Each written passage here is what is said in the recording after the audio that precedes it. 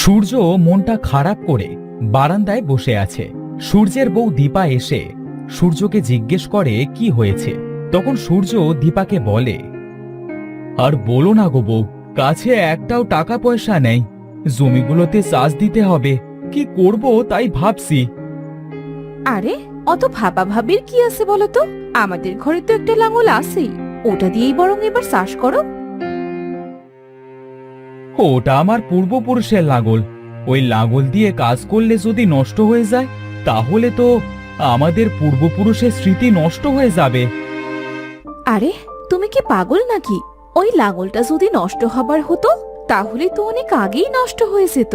তুমি এবার লাঙলটা দিয়ে জমিতে চাষ দিয়ে দেখো না, নিজেদের যেটা আছে সেটার জন্য অন্যদের টাকা কেন দেব? তা অবশ্য তুমি ঠিকই বলেছো, আমি তাহলে লাঙলটা বার করে আনি, কেমন?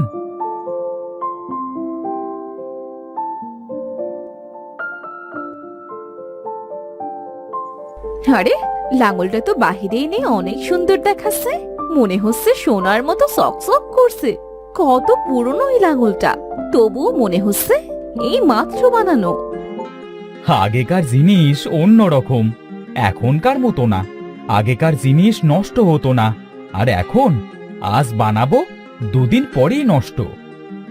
হয়েছে হয়েছে, আর তো তোমার পূর্বপুরুষদের জ্ঞান দিতে হবে না, আছে তো এই একটা লাঙল, তাই নিয়ে এত কথা। এটাকে তুমি সাধারণ লাঙল মনে করো না বউ, বাবাকে দেখতাম এই লাঙল দিয়ে চাষ করলেই 3 গুণ ফলন হতো। হয়েছে হয়েছে, আর ভাব নিতে হবে না, এবার যাও তো তুমি, তোমার আজাইরা কথা আর ভাল লাগছে না। বউয়ের কথা শুনে সূর্য মাঠে চলে যায় লাঙল নিয়ে।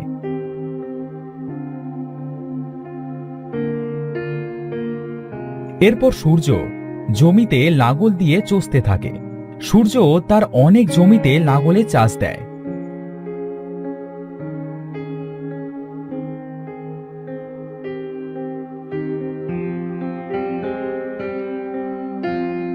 আমার সবগুলা জমি চষা শেষ হলো, এবার জমিতে ফসল লাগানোর পালা। একটা জমিতে ধান লাগাবো, আর অন্যগুলোতে পাট, গম, বেগুন আর পটল লাগাবো।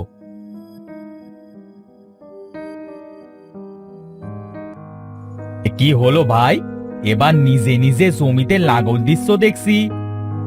হ্যাঁ ভাই, তুমি ঠিকই দেখেছো, এতগুলা জমি নিজে চাষ না দিয়ে আর কি উপায় আছে?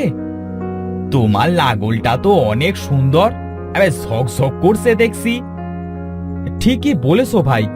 আচ্ছা, আমার দেরি হয়ে যাচ্ছে, আমাকে আবার বাজারে যেতে হবে চারা আর বীজ কিনতে। সূর্য মাঠ থেকে বাড়িতে চলে আসে। এরপর সূর্য বাড়িতে লাঙলটা রেখে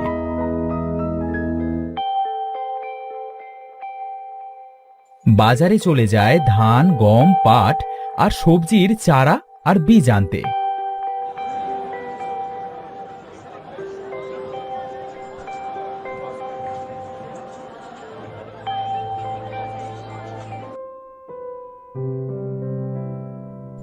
বউ, বউ কোথায় গেলে তুমি?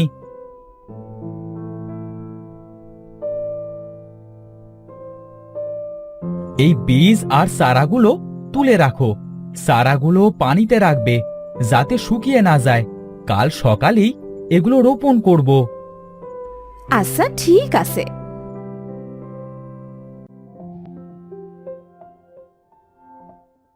সূর্যের কথা মতো দীপা বীজগুলো তুলে রাখে আর চারাগুলো অল্প অল্প পানিতে রেখে দেয়।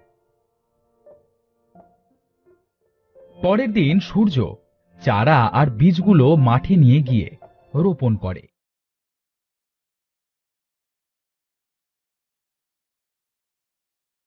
এরপর অনেক দিন কেটে যায়। হগো, তোমার কথাই তো সত্যি হলো গো, আমরা তো অনেক টাকার বেগুন আর পটল বিক্রি করলাম, তবুও তো শেষ হচ্ছে না। ধান, গম, পাট সেও তো তেমনি, অন্যদের থেকে 3 গুণ হয়েছে। সূর্য ভাই, তুমি কি কি সার দিয়েছো গো তোমার জমিতে? এই এত সুন্দর ফসল কিভাবে হলো তোমার? যেমন হয়েছে ধান, গম, পাট, তেমন হয়েছে তোমার পটল, বেগুন। তুমি তো এবারে ধনী হয়ে যাবে। আমি তো কোনো সার দিইনি, টাকার অভাবে। আবে, সার দাওনি? তাহলে এত ফসল হলো কিভাবে? সত্যি বলছি ভাই, কেউ যদি 10 বিঘা জমিও করতো তাহলে তোমার মতো ফসল হতো না। আচ্ছা, আমি তাহলে আসি। হ্যাঁ,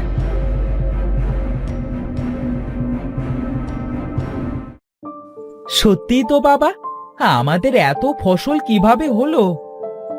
এইসব ওই লাঙলের কেরামতি। আগে জানলে তো ওই লাঙল দিয়েই জমিতে চাষ দিতাম।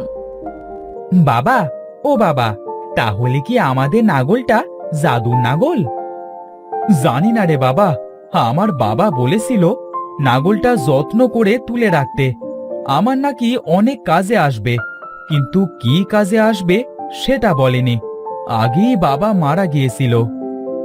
বুঝতে পেরেছি বাবা, দাদু ভাই মনে হয় নাগল সম্পর্কে তোমাকে অনেক কথাই বলতে চেয়েছিল, তার আগেই দাদু ভাই মারা গেছে হয়তো।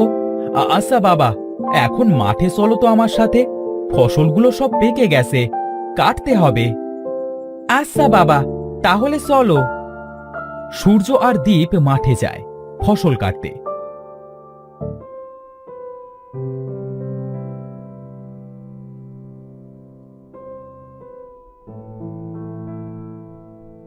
ফসল বিক্রি করে তাদের অনেক লাভ হয়।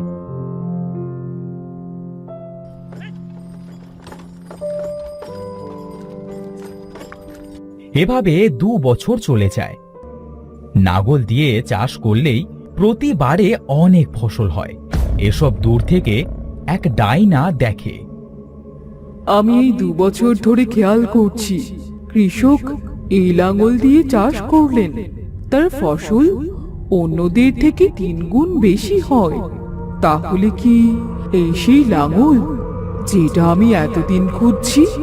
আমাকে কৃষকের সাথে কথা বলতেই হবে। ডাইনি মানুষ রূপ ধারণ করে সূর্যের কাছে যায়।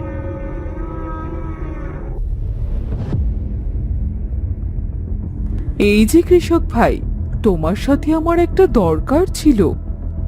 কি দরকার বোন? আমার কাছে আপনার কি দরকার? তোমার এই লাঙলটা আমার খুব পছন্দ হয়েছে, আমার কাছে বিক্রি করবে? আমি তোমাকে অনেক টাকা দেব, যেটা দিয়ে তুমি সারা বছর বসে খেতে পারবে। না বোন, এই নাগলটা আমি বিক্রি করতে পারবো না, এটা আমার পূর্বপুরুষের সম্পদ। তোমাকে অনেক টাকা দেব, ভেবে দেখবে কেমন? আমার বাবার স্মৃতি, এটা কখনো কাউকে আমি দেব না। তাছাড়া এটার জন্য আমি অনেক টাকার ফসল বিক্রি করতে পারি। এই নাগলটা আমার কাছে আমার সোনার নাগল। এই লাঙলটা যে আমি চুরি করে নেব বা জোর করে নেব, সেই সামর্থ্য তো আমার নেই। আমার পূর্বপুরুষেরাও এই লাঙল নিতে ব্যর্থ হয়েছে। আমাকে অন্য সকল ডাইনির সাথে পরামর্শ করতে হবে। আপনি কি কিছু ভাবছেন? আমি তেমন কিছু ভাবছি না। আচ্ছা, তাহলে আসি এখন আমি। ডাইনি সেখান থেকে চলে আসে আর তার আস্তানায় যায়। এরপর সেই ডাইনি অন্য সকল ডাইনিকে ডেকে পাঠায়। সকল ডাইনি এক জায়গায় হলে কৃষকের কাছে যাওয়া ডাইনি বলে, শোন সকল ডাইনিরা, আমি সেই লাঙলের খোঁজ পেয়েছি, যেটা দিয়াজ কৃষকের নাতি সূর্যের কাছে আছে। তাহলে তো এবার আমরা লাঙলটা নিতে পারবো। আমরা এবারও সেই লাঙলটা নিতে পারবো না, কারণ সূর্যও লোভী নয়।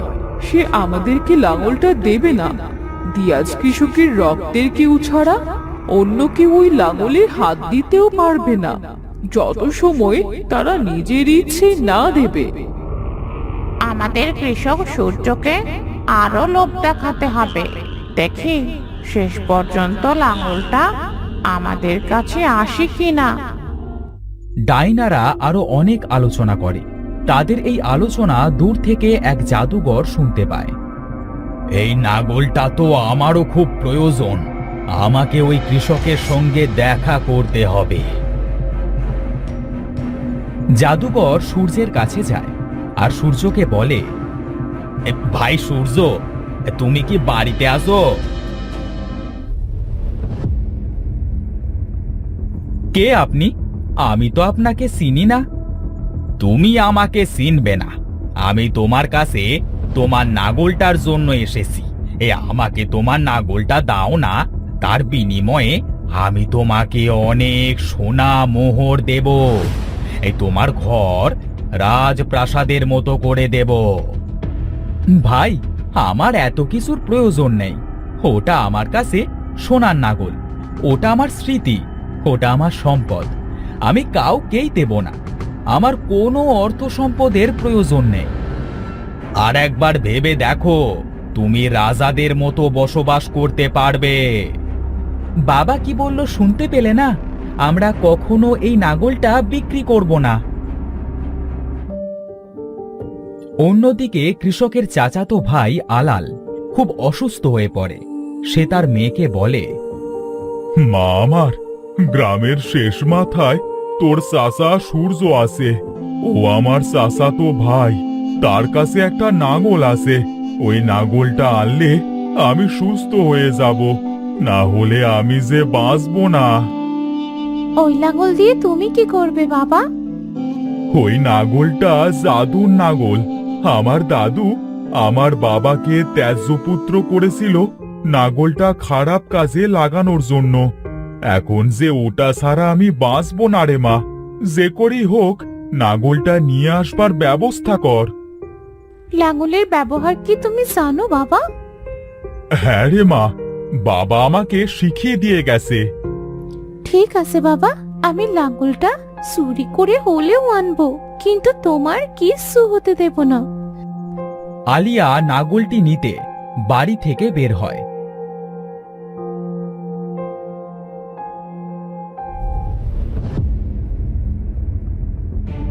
অন্যদিকে জাদুকর অনেক বোঝায়, অনেক লোভ দেখায়, কিন্তু সূর্য কিছুতেই নাগলটা দিতে রাজি হয় না।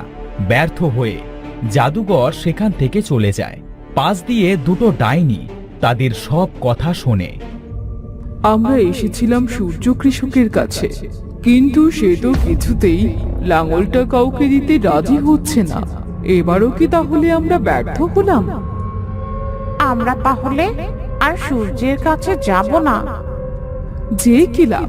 দেখিস না, ওই জাদুকর রায়হান সূর্যকে কত লোভ দেখালো, কিন্তু সে তো কিছুতেই রাজি হলো না। আমাদের এখানে থেকে কোনো লাভ নেই, চল ফিরে চল। ডাইনিরা সেখান থেকে চলে যায়। আলিয়া বলে, ওই লোকটা তো এত লোভ দেখালো, তবুও লাঙলটা দিলে না, আমাকেও দেবে না। এবার তাহলে আমাকে লাঙলটা চুরি করেই নিতে হবে।